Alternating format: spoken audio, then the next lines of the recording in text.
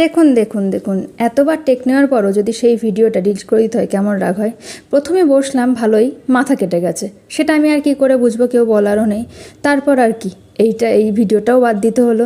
সেকেন্ডবার অনেক ভেবে চিনতে ভালোভাবে বসার চেষ্টা করলাম, বসে আবির ঢালার চেষ্টা করলাম। ও না না না, এখানে আমি ফুল তুলছি, এবার ফুল তো আমার মাথায় পড়ছে না, আমি ফুলের নিচে যাওয়ার চেষ্টা করছি।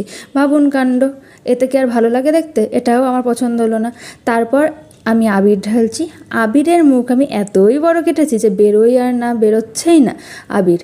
এতই সুন্দর আমি কাজ করি, মানে একদম পারফেক্ট চাই করতে, কিন্তু হয়ে যায় কিছু না কিছু একটা ভুল। তারপর এই ভিডিওটা আমার ভালো আসছিল, ও মা, ভালোভাবে করে নিয়ে মন মতো হয়ে গেল। তারপর দেখি আমার টিপটা একটু দেখুন সকলে, কি অবস্থা বলুন তাহলে।